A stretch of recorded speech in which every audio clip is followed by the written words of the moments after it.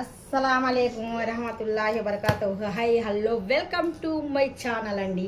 నేనైతే ఇంకా మొన్న ఊరు వెళ్ళాను కదా, మా పుట్నూరుకి వెళ్ళినప్పుడు అక్కడైతే ఇంకా బీభత్సంగా బండిల పైన తోటలు పక్కనే గంపలు పెట్టుకొని జనాలు విపరీతంగా మామిడికాయలు అయితే పండ్లు కాయలు అన్నీ పెట్టుకొని ఉంటే ఇంకా మా ఆయన అయితే అస్సలు వదలలేదు. ఇంకా మామిడి పండ్లు అయితే తీసుకెళ్ళాలా ఊరు అనేసి డిసైడ్ అయితే అయ్యారు.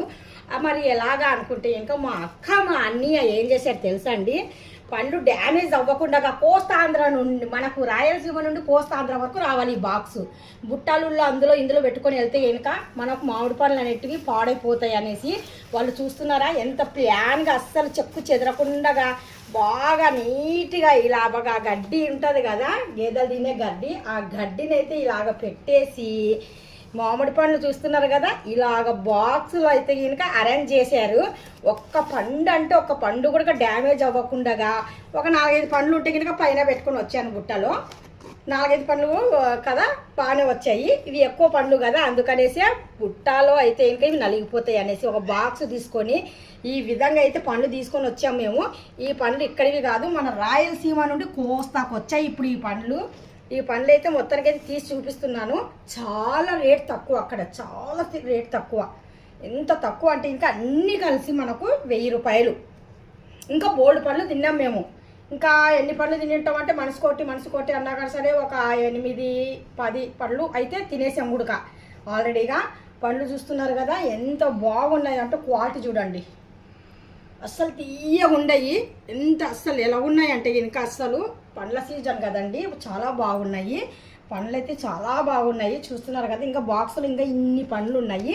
ఈ బాక్సుల పండ్లు ఇవి ఇలాగే వదిలేస్తాను, అంటే ఇంకా ఎలా ఉన్నాయో ఏటో ఒకసారి చూద్దాం అనేసి బయటకైతే తీసాను.